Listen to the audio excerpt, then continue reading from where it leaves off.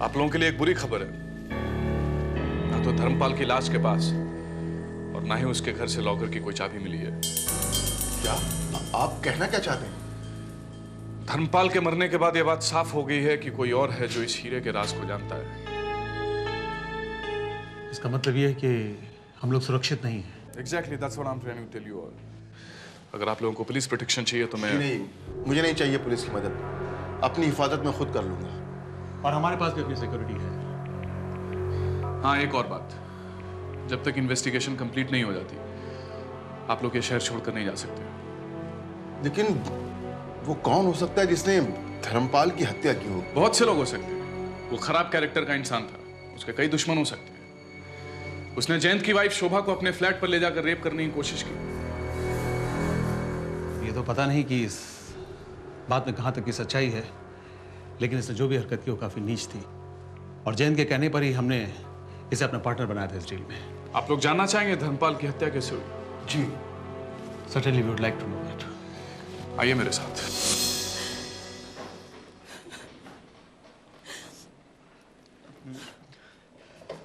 शोभा बहन, मुझे बहुत दुख है जो कुछ भी हुआ। क्या खून करने वाले का चेहरा आपने देखा?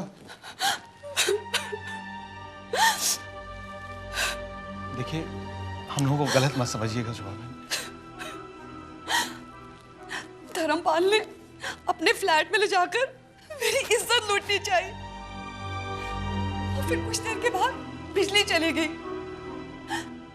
अंधेरे में मुझे उसकी चीख सुनाई दी। मुझे कुछ भी समझ में नहीं आ रहा था। कुछ पल के बाद जब बिजली आई तो मरा पड़ा था। ये उसने बहुत गलत किया। हे भगवान, उसका खून से भरा हुआ चेहरा अभी भी मेरे दिमाग से नहीं निकलता।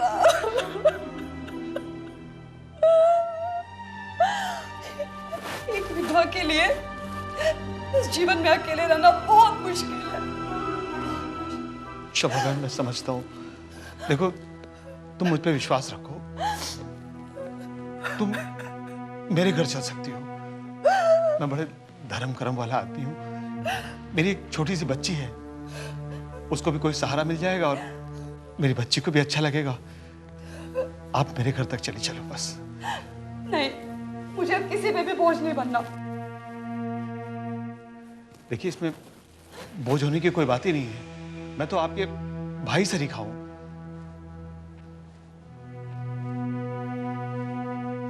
ये सब बातें छोड़ो, पहले राजा साहब को क्या जवाब देना ये सोचो। अरे यार, इस अबला नारी का भी कुछ सोचना चाहिए कि नहीं? बहन, तुम हमारे लोगों के साथ चलो। सर, हम लोग जाएं? हाँ, आप लोग जा सकते हैं। आओ शोभा बहन।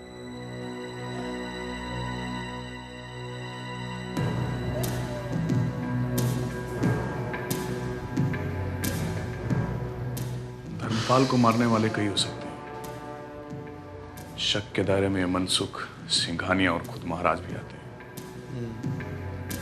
सर, हम महाराज के छोटे भाई कृष्णदेव को भूल रहे हैं। उसे भी इस हीरे की डीलिंग के बारे में पता है। तुम्हारा शक सही है विजय, लेकिन फिलहाल हमें महाराज को इंट्रोगेट करना है। अवनी कहाँ है?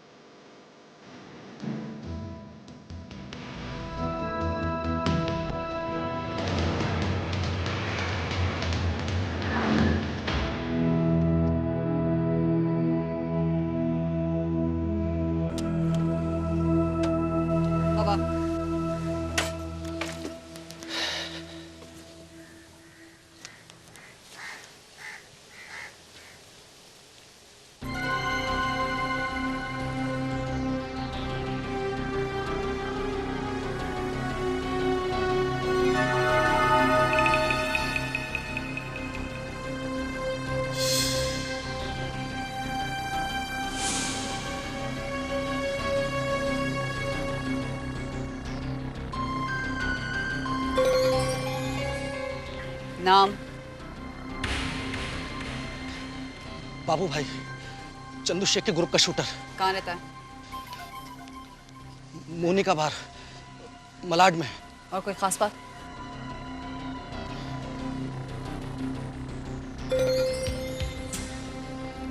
हर रात इसी बार में आता है, लेकिन सुंदर लड़कियां इसकी कमजोरी है। लेकिन क्या? 4-6 लोग हमेशा इसके साथ रहते हैं, शायद इसके बॉडीगार्ड हैं। अब तुम जाओ यहां से।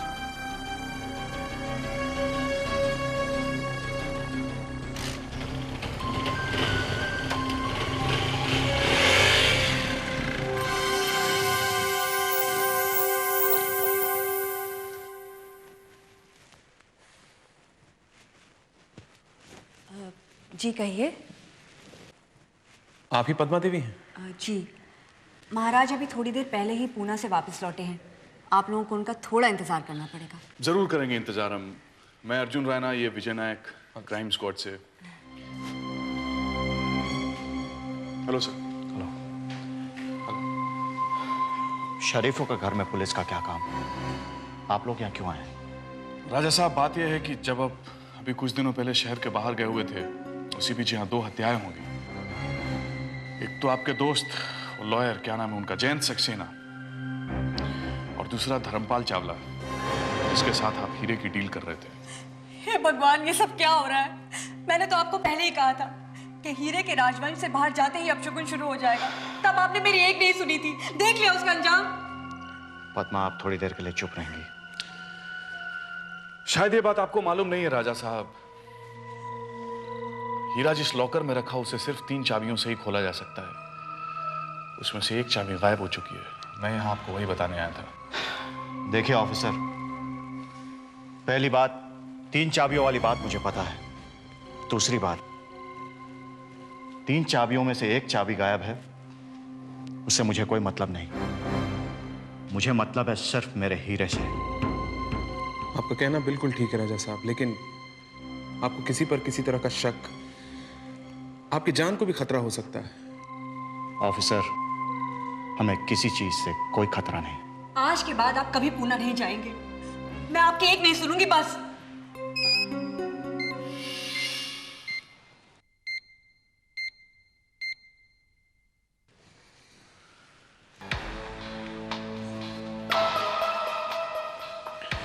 ठीक है राजा साहब, अभी हम चलते हैं। हो सकता है आपको फिर से तकलीफ देने आए। Thank you very much. Thank you. Thank you sir. Krishnadev कहाँ है? क्यों, क्या हुआ? ये सब कारनामे तुम्हारे लाले देवर के हैं। हमारी इज्जत डुबाकर ही उसे चैन मिलेगा। ये आप कैसी बातें कर रहे हैं? आप हमेशा उन पर बिना किसी वजह। देखो पद्मा, मैं तुम्हारे साथ बहस नहीं करना चाहता। कृष्णदेव इस वक्त कहाँ है? वो शायद फार्म हाउस पर हूँ।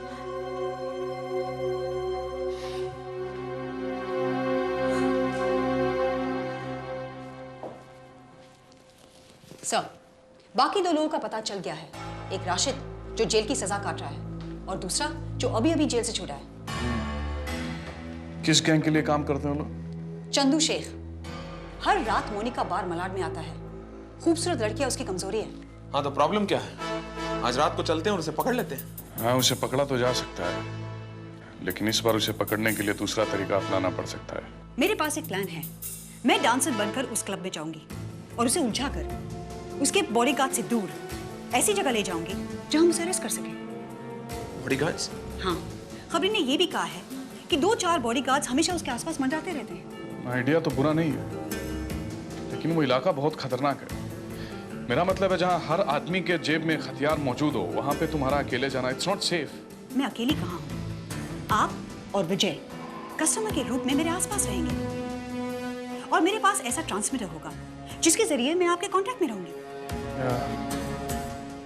Then there shouldn't be any problem.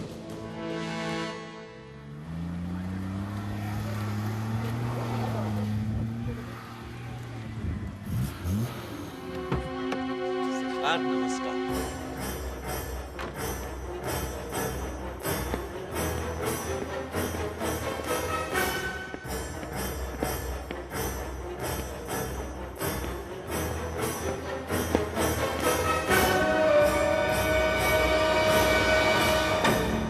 Manager, तुम यहाँ क्या कर रहे हो? सर वो मैं यहाँ से गुजर रहा था तो सोचा फार्म हाउस का भी हालचाल ले लूं। फिर छोटे सरकार मिल गए तो मैं इनसे बातचीत करने लगा। भैया, अब आप यहाँ पर क्यों आए? अब क्या फार्म हाउस भी गिरवी रखने का इरादा है? तुम इतनी नीच हरकत कर सकते हो, ये हम सोच भी नहीं सकते थे।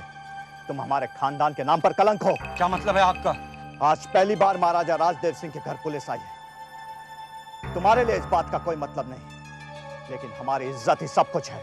तो भैया इसमें मेरा क्या कसूर है? इतने अनजान क्यों बन रहे हो? तुमने जयंत और धर्मपाल का खून किया है कि नहीं? ये सरासर झूठ है। एक तो जायदाद पे आपने कब्जा कर रखा है, न मैं कुछ खरीद सकता हूँ न बेच सकता हूँ, और तुमने जो हरकत की है उसके बाद तुम्हें जायदाद में से एक फूटी कौड़ी नहीं मिलेगी। अच्छा, अब मैं भी देखता हूँ कि कौन मुझे रोकता है अपनी जायदाद से हिस्सा लेने से। ठीक है, जो करना है कर लो, लेकिन एक बात कान खोलकर सुन लो। इसके बाद अगर तुमने कोई भी ओछी हरकत की तो हम सीधा पुलिस स्टेशन जाएंगे।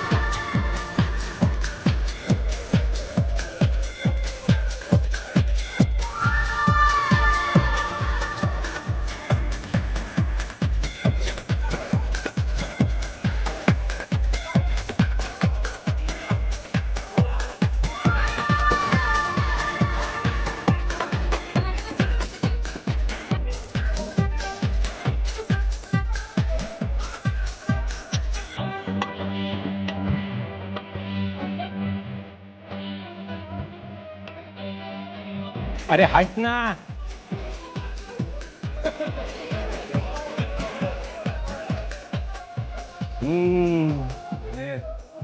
अरे ले ले, तेरी कमाई है, ले ले।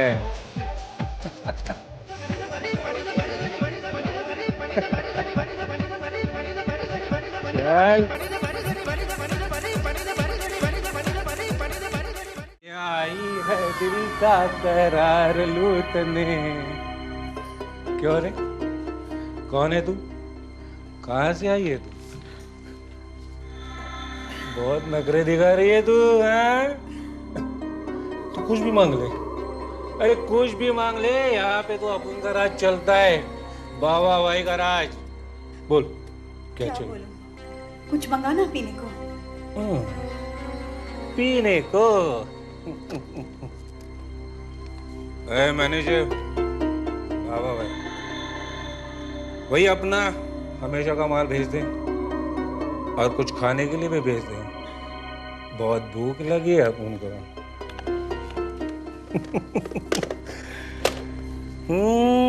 कहाँ से आई है रे तू? से भी आऊं, क्या फर्क पड़ता है? बहुत गर्मी है, है ना? बहुत गर्मी है, करना पड़ेगा 1 मिनट। अरे ये तो रिवॉल्वर है। हाँ, ये बाबा भाई का घोड़ा है। ये भरा हुआ है या खाली है? पागल हो गई क्या तू? बाबा भाई का रिवॉल्वर हमेशा भरा हुआ रहता है। ले देख। मैं क्या करूंगी इसे? अरे देख तो सही कैसे होता है घोड़ा। ये कौन है? ये कौन है? तेरा बाप। तुम लोग जानते नहीं बाबू भाई को?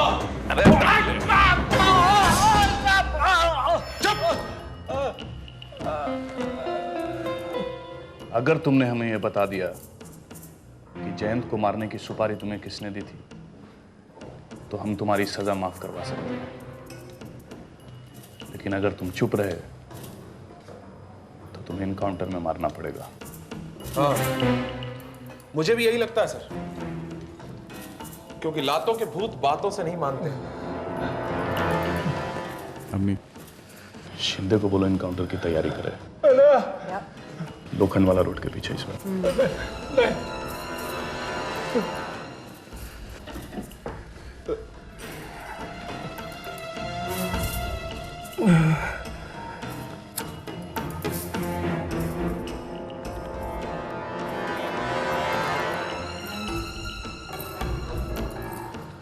इनकाउंटर में क्या होगा? तुम्हें किसी सुनसान रास्ते पर ले जाया जाएगा, फिर तुमसे भागने को कहा जाएगा। तुम भागने की कोशिश करोगे, तुम्हारे टांग में गोली मार दी जाएगी। उससे तुम मरोगे नहीं, हाँ तुम्हें दर्द होगा। फिर दूसरी गोली मारी जाएगी, फिर तीसरी, तुम मर जाओगे।